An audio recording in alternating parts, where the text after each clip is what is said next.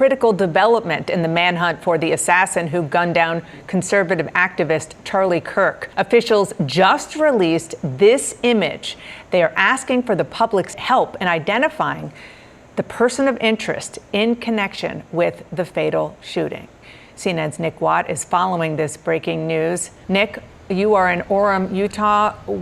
This is a really significant moment that this is being put out to crowdsource. Absolutely. So, Dana, we were told that they made some key breakthroughs overnight. One of those breakthroughs was good, clean video images of this suspect. Now, we were told about 2.5 hours ago that investigators were using technology to try to find an identity from that video image. We were told they were pretty confident that they could do that, but if they couldn't, then they were going to release the images to the public to try and get the public's help. They have now released those images on X, on other platforms, and it shows, as we were told earlier, a college-aged male who, as investigators say, could very easily have blended in with the crowd here on campus. 3,000 people here to see Charlie Kirk yesterday.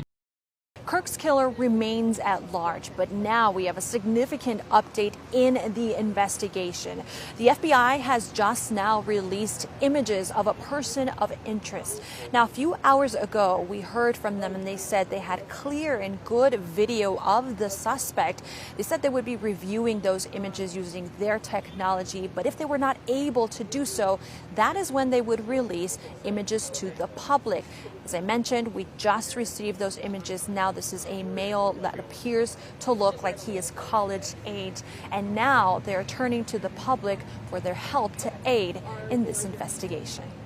We find ourselves today hunting a murderer who chose to violate our rights. Investigators announcing significant progress in the search for the shooter suspected of killing 31-year-old conservative activist Charlie Kirk. We were able to track the movements of the shooter. We do have good video footage of this individual. The FBI says they believe they've uncovered the weapon used in the attack, but declined to publicly identify the suspect. We are and will continue to work nonstop until we find the person that has committed this heinous crime and find out why they did it.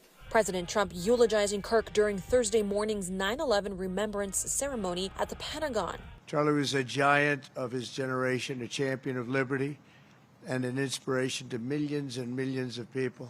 Announcing Kirk will be posthumously awarded the Presidential Medal of Freedom. I have no doubt that Charlie's voice and the courage he put into the hearts of countless people, especially young people, will live on. In remarks Wednesday night, Trump blamed the, quote, radical left for Kirk's assassination. But his murder is just the latest in a string of politically motivated attacks that have targeted people across the political spectrum. Leaders on both sides of the aisle decrying the tragedy and calling for temperatures to be lowered. We need to come together. We need to turn down the rhetoric. We need to stop this political violence. Now, as far as the motive, that is still unclear, but sources say there was a range of phrases referring to cultural phrases that were scribbled onto a rifle that was found in a wooded area, as well as ammunition related to this shooting. Investigators will try to decipher what those messages meant to try to shine some light on what could have driven this suspect to shoot and kill Kirk. Meanwhile, the FBI is asking people to submit any photos or videos they may have that can help lead them to the suspect. Reporting in Orem, Utah, I'm Maribel Gonzalez. You are watching the National News Desk, America's News Now. I'm Jan Jeffcoat, and right now a desperate manhunt underway in Utah to find the suspect in the assassination of Charlie Kirk. A news conference just wrapped up in Utah. We want to get right to Mark Boyle at the live desk. You know, Mark, I was taking some notes here as we listened to that news conference.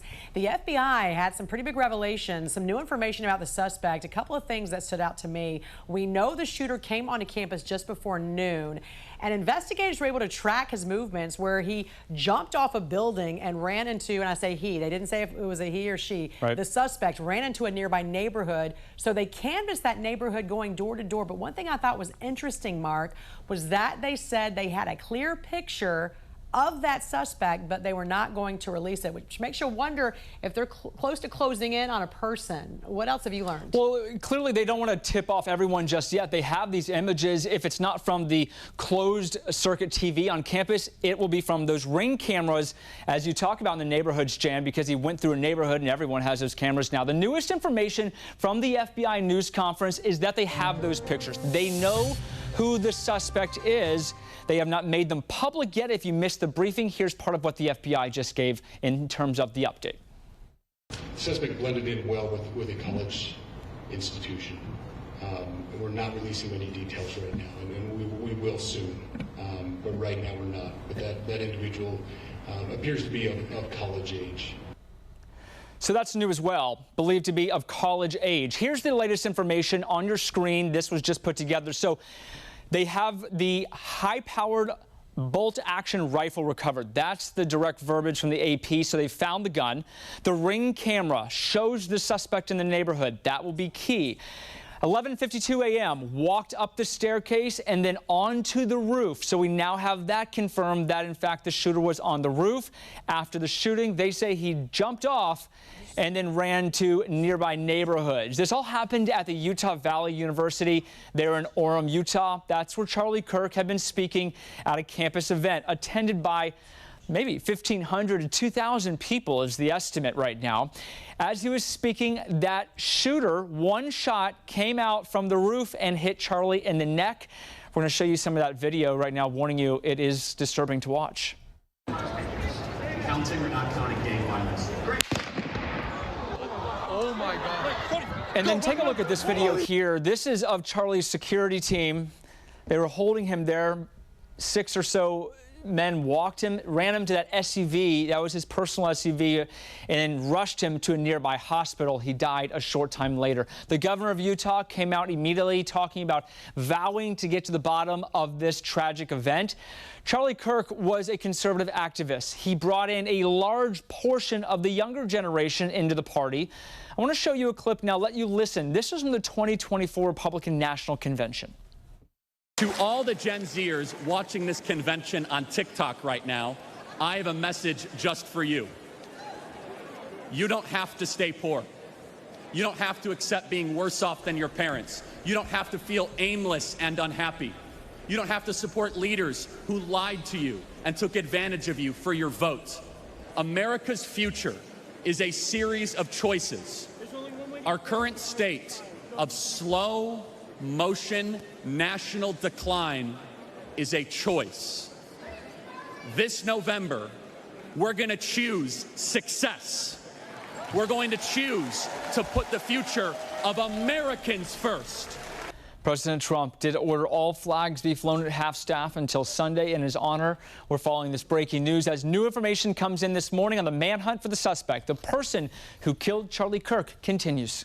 To my great fellow Americans, I am filled with grief and anger at the heinous assassination of Charlie Kirk on a college campus in Utah. Charlie inspired millions, and tonight all who knew him and loved him are united in shock and horror. Charlie was a patriot who devoted his life to the cause of open debate and the country that he loved so much, the United States of America. He fought for liberty, democracy, justice, and the American people.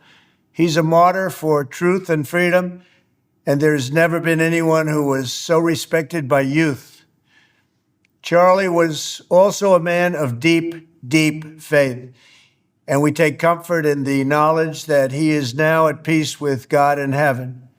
Our prayers are with his wife, Erica, the two young, beloved children, and his entire family, who he loved more than anything in the world. We ask God to watch over them in this terrible hour of heartache and pain. This is a dark moment for America. Charlie Kirk traveled the nation, joyfully engaging with everyone interested in good faith debate.